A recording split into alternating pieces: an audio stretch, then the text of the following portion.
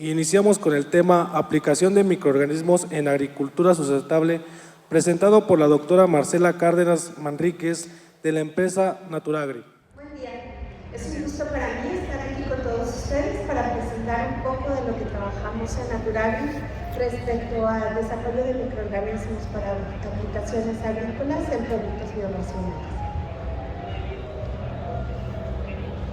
Bien, como es de todos sabidos, en la actualidad es muy importante contar con opciones para poder combatir con plagas y algunos otros factores que debilitan la producción agrícola y poder tener la sustentabilidad alimentaria asegurada. Entre ellos tenemos algunos problemas causados por agentes que causan enfermedades de plagas, específicamente en el sector agrícola, que van a provocar diversos tipos de enfermedades en las plantas, reducen las cosechas, mejoran la calidad del producto y limitan la disponibilidad de estos alimentos, interfiriendo así con la cadena de producción. En la actualidad, particularmente en la especialidad de sanidad vegetal, se enfoca cada vez más una estrategia conocida como manejo integral de plagas, que busca tener un incremento en la productividad de los cultivos, asegurando los beneficios de los mismos y aminorar el impacto ambiental. Las enfermedades se pueden clasificar de dos maneras: aquellas que son causadas por agentes bióticos o infecciosos, entre los que se encuentran principalmente bacterias, hongos, micoplasmas, nemátodos y virus.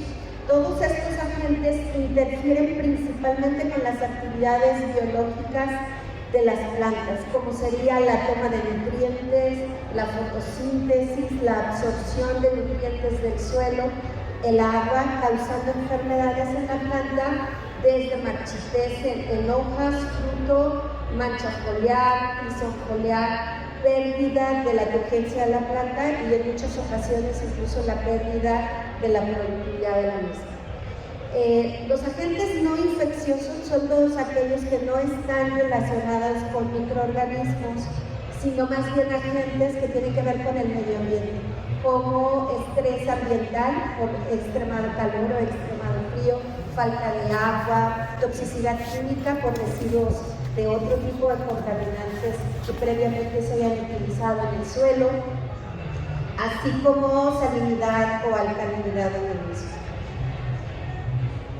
El impacto de las plagas en los cultivos suele ser en distintas áreas de la planta. Por ejemplo, se pueden realizar daños a hojas. Ustedes pueden ver en la primera fotografía, es un gusano que está consumiendo la hoja de un cultivo. Lo que ocurre es que tenemos menos área para que la planta pueda tomar sol y por ende interfiere con procesos de fotosíntesis y no hay buen crecimiento de la planta o se pierde la productividad del fruto. Se puede también causar daño a tallos o a raíz, dependiendo de la plaga. Es muy conocida el daño a raíz, por ejemplo, por la gusana ciega, que perfora la raíz, evitando que pueda haber absorción de nutrientes y no puede verse, definitivamente solo se ve el daño foliar.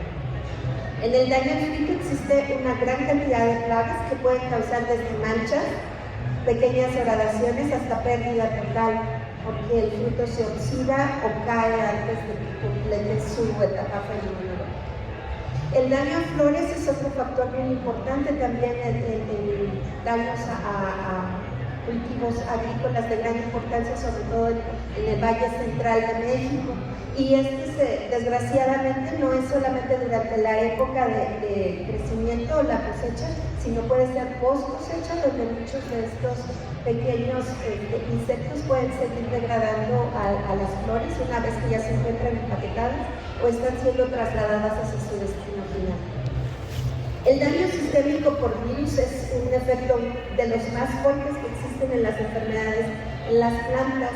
En este caso es mosquita blanca. Con su estilete perfora la planta y entonces algunos virus que se encuentran en el ambiente pueden penetrar y movilizarse en toda la planta a través del floema, llegando incluso los daños hasta el nivel de la raíz, y puede permanecer el virus no nada más en esa planta que fue infectada, sino en plantas que sí. Bien, el manejo integrado de plagas consiste en varias estrategias combinadas. Cabe señalar que un solo producto no va a tener efecto completo en tratar de propiciar la salud del suelo y de la planta. Se tiene que seguir toda una serie de estrategias ordenadas, organizadas, previo a la cosecha, durante y prácticas posterior a la cosecha para que pueda tener éxito. No es algo que va a funcionar en un momento dado.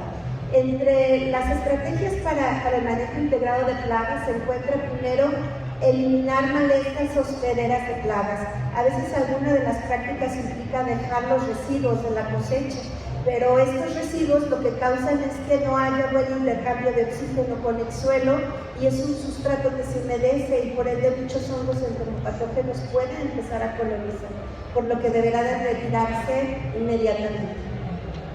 Se deben exponer las plagas a condiciones extremas como calor o el sol. El estar moviendo y botando el suelo permite que haya intercambio de oxígeno y al mismo tiempo un proceso que se denomina solonización, que es que se caliente el suelo. El uso de insectos benéficos antes, durante y posterior al ciclo. Per se, la naturaleza se encarga de tratar de eliminar un poco de estas plagas, permaneciendo lo que se conoce como la cadena trófica. El uso de plaguicidas sintéticos está cada vez más controlado. Hay mucha normatividad que ya no permite, por ejemplo, para la exportación, ni siquiera algunas partes por millón de residuos de estos compuestos, por lo que una estrategia importante suele ser los productos naturales elaborados a base de extractos botánicos o de microorganismos, que es parte de lo que el día de hoy vamos a hablar. Eliminación de residuos de cosecha, rotación de cultivos de diferente familia. Hay que tener algún conocimiento de las plagas sobre el cultivo que se va a sembrar, conocerlas, saber cuáles son sus diferentes estadios y cuál puede ser el efecto que puede en un momento dado tener para poder tomar alguna estrategia de control en caso de que llegue a haber alguna invasión cuando ya se ha establecido el cultivo. Monitorear estas acumulaciones de plagas durante las horas de frío o de calor, sistemas de monitoreo de insectos como por ejemplo el papel adhesivo que nos permite contar en qué época tenemos un poco más de abundancia y cuántas plagas podríamos esperar en los siguientes días, así como el monitoreo de presencia de huevos y adultos en las plantas que ya se han en un momento dado instalado. Entonces, a diferencia del control de plagas tradicional, que implica el uso exhaustivo de compuestos químicos, el manejo integrado de plagas se basa en prevenir la incidencia de los mismos, garantizando la inocuidad de los cultivos y tratando de mantener todos los elementos de sustentabilidad completamente estables. Bien, los microorganismos y su relación con la agricultura. Las plantas están siempre en una constante comunicación con el suelo. Se denomina micorriza, rizósfera, a toda la sección cercana a la raíz, en donde va a haber contacto con los exudados que generan las plantas y que van a permitir la presencia de microorganismos benéficos del propio suelo. En este lugar, los microorganismos crecen en forma de biopelículas, es decir, con una pequeña cantidad de agua, creciendo en capas cercanas alrededor de la raíz. Los suelos con mayores contenidos de materias orgánicas llegan a tener hasta el 2% de microorganismos con actividades relacionadas con la fertilidad y la salud del suelo. Un suelo sano llega a tener aproximadamente 10 millones a 10 a la 9 células por cada gramo de suelo.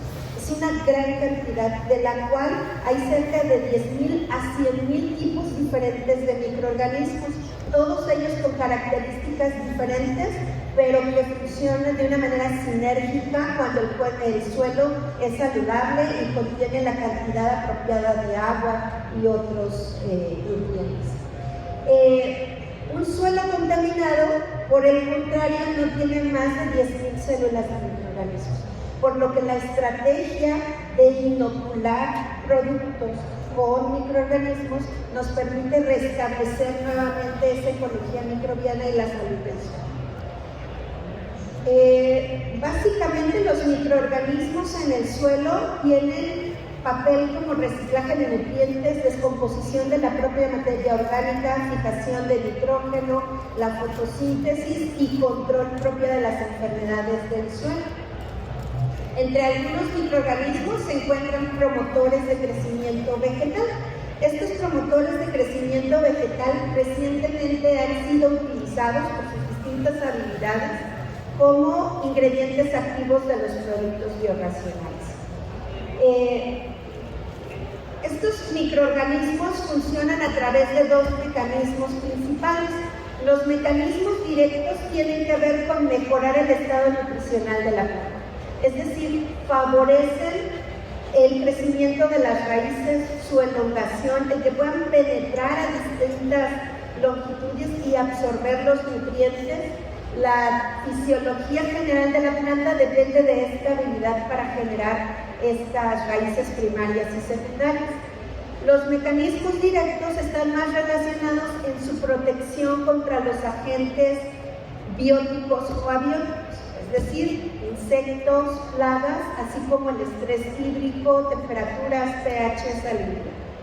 Básicamente se induce resistencia en las condiciones adversas y le induce resistencia al ataque de fitopatógenos. Bien, los mecanismos directos están involucrados con distintos factores, como son reguladores de crecimiento, es decir, se pueden generar la presencia de fitohormonas que induce el crecimiento, no nada más del tallo, sino también de la planta, de la hoja. Si hay más superficie, se va a tomar poco más de sol y se induce una mejor fotosíntesis, lo cual permitiría que la planta tenga más energía para poder realizar sus actividades, así como ácidos orgánicos, enzimas que permiten que en un momento se generen exudados que impiden el acercamiento de insectos y al mismo tiempo son atrayentes de insectos benéficos y de microorganismos que actúan de una manera sinérgica o positiva. También tienen que ver con la absorción de nitratos, fosfatos, potasio y algunos otros micronutrientes que existen en el suelo.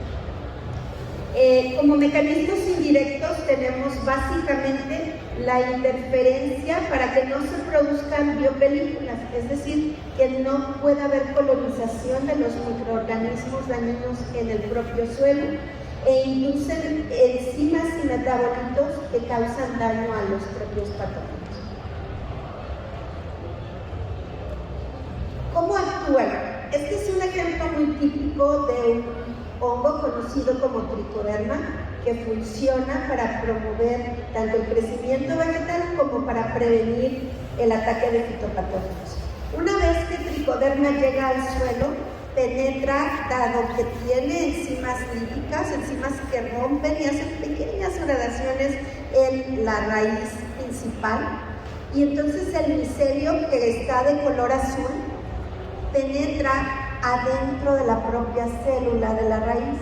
Una vez que está dentro, comienza a segregar toda una serie de materiales benéficos, desde ARN, pequeños mensajeros, así como algunos metabolitos secundarios que pueden ser absorbidos por la planta y entonces son llevados de manera sistémica a lo largo de todo el tallo y de todo el follaje. De forma que la planta comienza a expresar como si ella misma estuviera teniendo la maquinaria de tricoderma, permitiendo el crecimiento de la planta, impidiendo la presencia de los antagonismos, que son los hongos que son dañinos, que están en rojo allá en la raíz, y también mejorando la defensa contra estos síntomas. Bien. Los microorganismos decíamos que actualmente se están utilizando como ingredientes activos para productos biorracionales. Estos organismos pueden ser conformados en productos biológicos que solamente contengan uno o varios tipos de microorganismos o bien extractos orgánicos de plantas. El término biológico o biorracional se refiere exclusivamente a productos elaborados a base de microorganismos benéficos. Estas son las distintas etapas en las cuales alguna empresa que quiera desarrollar productos biorracionales podría transitar. Esta es una ruta crítica que nosotros seguimos en el laboratorio y que hasta el momento nos ha funcionado para obtener productos con cantidad de ingrediente activo garantizado, pero sobre todo una alta efectividad biológica y una larga vida residual una vez que ha sido aplicado en campo, lo que permite que los ingredientes activos, que son los microorganismos, se localicen durante largos periodos de tiempo y puedan acompañar a la planta durante los distintos estadios tecnológicos. Nos aseguramos también de garantizar las aplicaciones que deberán de realizarse para garantizar que el ingrediente activo se mantenga disponible en el suelo. Básicamente las etapas principales es conceptualizar el producto, qué necesidades existen en el mercado, qué problemas tienen los agricultores, las cadenas de suministro y algunas plagas que de pronto se instalan en el país de una manera extraordinariamente rápida, por lo que hay que tener una gran capacidad de respuesta en tiempo y forma. Posteriormente se realiza investigación en el área que ya ustedes vieron en el video, en donde se aíslan los microorganismos, se identifica y se prueban para verificar qué actividades o habilidades biológicas tienen. Posteriormente desarrollamos los procesos a través de los cuales los vamos a reproducir en el laboratorio. Se diseñan medios de cultivo especializados, etcétera, y posteriormente verificamos cómo los vamos a incorporar, con qué inertes, con qué adyuvantes y con qué otros materiales que permitan que se puedan adherir a las semillas si fuera el tipo de aplicación o que pudieran en un momento dado ser aplicados a través de distintos tipos de riego. Por último, se evalúa su efectividad biológica en campo, se desarrollan formulaciones viables, todas las estrategias de aseguramiento de calidad y vienen los asuntos regulatorios. Tenemos que cumplir con toda la normatividad existente para poder cumplir ante COFEPRIS y que el producto tenga sus certificaciones, así como certificaciones OMRI y otras para ser utilizados en mercados de alto valor agregado para exportación. Bien, voy a hablar básicamente de dos microorganismos que son de una gran importancia comercial. Uno de ellos es Tricoderma, que actúa como inductor de crecimiento de raíz y de follaje y también control de fitopatógenos. Existen muchas cepas de microorganismos. Ustedes pueden ver que cada compañía puede tener una cepa con diferente especie o a veces el mismo género y especie, pero con habilidades biológicas diferentes. Incluso cada etiqueta marca una cantidad diferente en el número de UFCs que refleja la cantidad del ingrediente activo.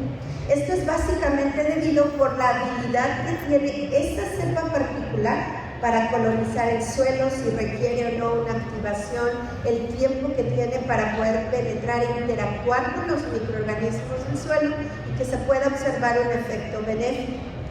Un producto con una gran cantidad de UFCs indica que ese microorganismo tiene una baja efectividad biológica, por eso debe de estar muy enriquecido y posiblemente requiera 2 o 3 o más aplicaciones.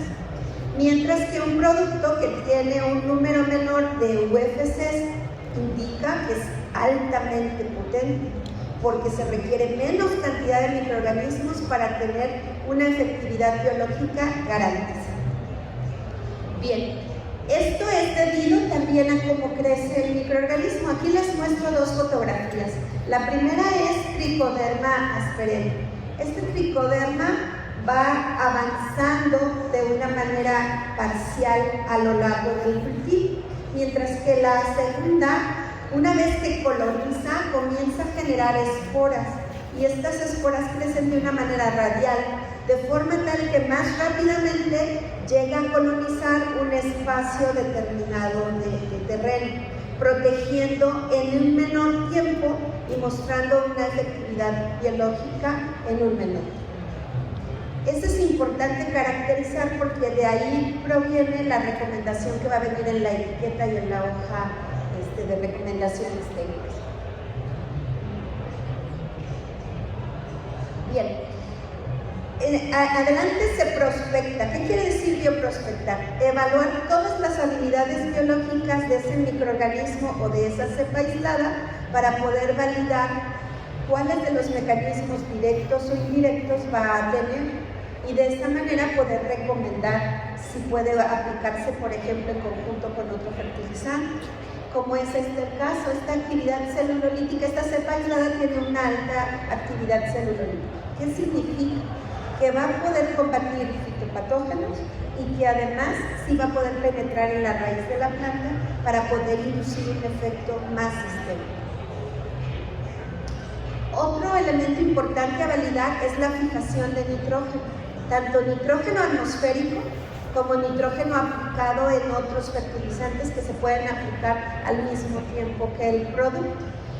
Ustedes pueden ver, por ejemplo, en las últimas fotografías, la coloración roja indica que se ha fijado el nitrógeno. El segundo panel es fijación de nitrógeno que no ha sido adicionado como sustrato, sino del que se localiza en la atmósfera. Por otra parte, es necesario prospectar si es factible que este microorganismo aislado pueda controlar o no a fitopatógenos, en qué cultivo y en qué condiciones. Entonces te mandan a hacer estudios de efectividad biológica tanto con organismos con certificación como COFEPRIS, como en el propio laboratorio a través de confrontaciones. Estas fotografías se llaman confrontaciones duales. Al mismo tiempo se coloca la misma cantidad de UFCs de la cepa benéfica como del hongo fitopatógeno aislado de suelo. Es importante en las confrontaciones tener hongos fitopatógenos recientemente aislados para que no pierdan su virulencia y que realmente represente un control biológico. Como pueden ustedes ver, hay distintos tipos de control. Por ejemplo, en la primera fotografía vemos que el agente infeccioso, que es Alternaria alternata, no crece en presencia del tricoderma.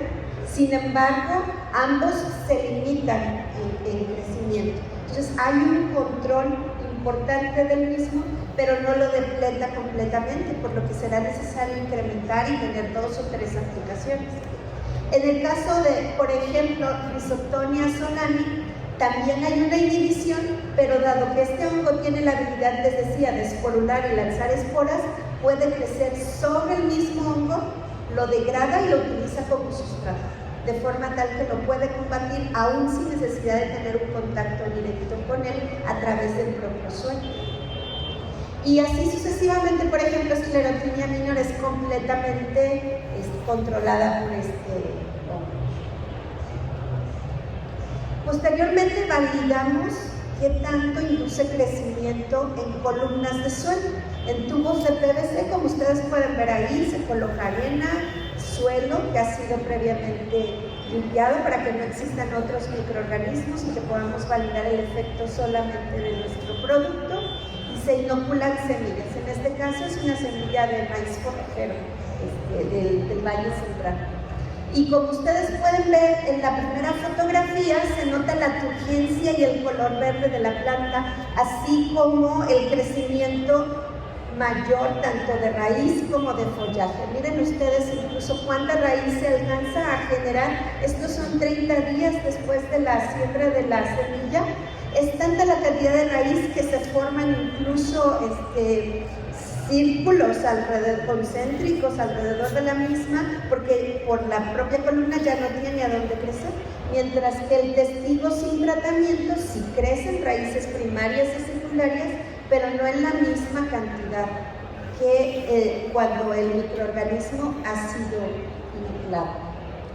Aquellas fotografías son tomadas por nuestros compañeros de desarrollo en campo, en donde el microorganismo se ha inoculado y se puede validar que el tratamiento combinado con otros productos también de la empresa induce un mayor crecimiento de raíz y de follaje.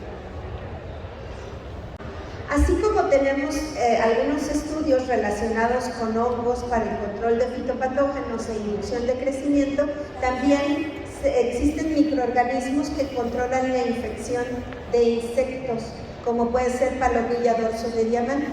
Para tal efecto, nosotros contamos con un invernadero, se reproduce la plaga en condiciones controladas y se realizan ensayos de impregnación en planta, en la cual se permite que el insecto crezca en su estado larvario, se aplican distintas concentraciones de los microorganismos que se están validando y se verifica el efecto. Hemos encontrado que algunas cepas de Bacillus thuringiensis pueden causar un daño importante a palomilla dorso de diamante. En este caso, en esta fotografía, ustedes pueden observar cómo lo carbonizan e incluso puede ser posteriormente degradado, prácticamente se forma como una especie de pelusa. Una vez que hemos probado microorganismos y que hemos validado que tienen una efectividad biológica y ya sabemos a qué concentración se debe de usar, se realiza todo el desarrollo biotecnológico. Es decir, hay que pasar de la caja Petri, en donde ha sido aislado, a producirlo en reactor a gran escala para poder tener una producción controlada y garantizar que el aseguramiento de calidad permita que el ingrediente activo no pierda la habilidad que tenía cuando era crecido en suelo o en caja. Otro elemento importante cuando se desarrollan productos biorracionales es cuidar la formulación para que haya éxito en las distintas aplicaciones, por ejemplo, impregnación de semilla o aplicación de riego, ya sea por goteo o por algún sistema especializado. El producto tiene que disolverse, tiene que mantenerse resuspendido, porque de otra manera puede precipitar y entonces no estaríamos aplicando la misma cantidad, como en este caso que precipita, no estaríamos aplicando la misma cantidad todo el tiempo en todos los surcos y en todas las plantas. Por ello hay que trabajar en desarrollar formulaciones que permitan que el ingrediente activo se mantenga resuspendido en la misma concentración y además que cuente con distintos tipos de adherentes y coadyuvantes que permita aplicación, por ejemplo, para impregnación de semilla. Entonces, una vez que se desarrollan las formulaciones más exitosas y que puede tener un número de aplicaciones, verificamos la vida de anaquel. Hay que garantizar que el producto cumpla con 2 años de vida de anaquel en condiciones de almacén, pero que también tenga una vida residual en campo más larga, porque el sol causa un efecto negativo por los rayos UV y por la temperatura en los microorganismos. Los degrada más rápidamente, por lo que nuestra formulación debe de llevar algunos ingredientes que permita que duren más tiempo en campo y que no tengamos que estar realizando aplicaciones tan subsecuentes. Por último, se valida ya en campo a gran escala. Ustedes pueden notar, por ejemplo, en la fotografía de la derecha, inmediatamente se nota en dónde hubo aplicación de producto con respecto a aquellas zonas en donde no lo hay. Algunas cepas de tricoderma logran incluso inducir la pigmentación en el cultivo, lo cual es benéfico para cierto tipo de productos. Bien, pues básicamente es lo que tengo preparado para ustedes el día de hoy. Les invitamos a visitar nuestros stands en el pasillo número 5433. Si tuvieran alguna pregunta, con gusto. Buenos días, doctora, la felicito, excelente presentación. Quisiera preguntarle si este tipo de microorganismo como tricoderma tiene la capacidad de producir osmolitos o no dentro de la planta. Nosotros todavía no hemos llegado a evaluar esta habilidad biológica en el laboratorio. Lo que sí hemos visto es que tratamientos con tricoderma permite que la planta crezca mejor en condiciones de alta salinidad y con un determinado pH. Nos encontramos en la etapa de desarrollo para encontrar qué tanta resistencia esta cepa en particular puede tener. Pero sí, definitivamente se ha encontrado que algunas cepas de tricoderma permiten que los cultivos se desarrollen mejor en condiciones de estrés por salinidad y alcalinidad. ¿Tiene la capacidad tricoderma de estar produciendo o incitando a la planta a que produzca proteínas chaperonas o no? Para Sí. bloquear los rayos ultravioleta. Se ha encontrado que producen ciertos ilicitores, entre ellos de la señalización celular. Se ha encontrado no solo chaperones, sino también complejos, por ejemplo, de algunos factores de inducción de crecimiento similar a lo que sería la generación de tumores para promover el crecimiento del ciclo celular. Y algunas especies que también promueven la protección ante especies reactivas de oxígeno. Entonces, sí se ha verificado. Nosotros en particular en el laboratorio no contamos con la tecnología para desarrollar estos estudios, pero por ejemplo el doctor Ramón Guevara en la Universidad de Querétaro sí ha estado revisando mucho estos aspectos relacionados con osmolitos y estrés abiótico y otros ilicitores en la Universidad de Querétaro. Y sí hay estudios que validan que tricoderma lo promueve. ¿Estos microorganismos se siguen reproduciendo permanentemente o tienen un lapso de vida? Bien, para que los microorganismos se puedan reproducir necesitan una cierta cantidad de sustrato. Sí. Si el sustrato se agota o el cultivo se retira, los microorganismos perecen, por lo cual no tienen un efecto residual en campo y por ende no tienen un impacto negativo. Pero si están en condiciones naturales, ¿se siguen reproduciendo permanentemente? A una cierta concentración y cantidad sí, la cual no es dañino para el suelo, porque estos microorganismos se encuentran de manera natural en la ecología microbiana. De hecho, son aislados de suelo o de algunos cultivos, por ejemplo, con sorgo o de insectos infectados. Entonces, a comparación, por ejemplo, de los productos químicos que tienen una larga vida residual y que no se pueden eliminar fácilmente, estos pueden morir si no hubiese sustrato. Entonces, para que pueda haber un efecto biológico positivo en campo, se recomiendan aplicaciones que puede ser desde tratamiento en semilla o impregnación en el cepellón, en la planta antes de establecer el cultivo, y luego se indica cómo debe de aplicarse el producto 2 o 3 veces posterior a la cosecha. Sí, porque al aplicar algún insecticida para ciertas plagas, pues van a morir, porque matan la mayoría de los seres vivos que tiene la tierra. Exacto. Algunos de estos, los insecticidas van más bien dirigidas precisamente hacia insectos y en algunas etapas de su desarrollo.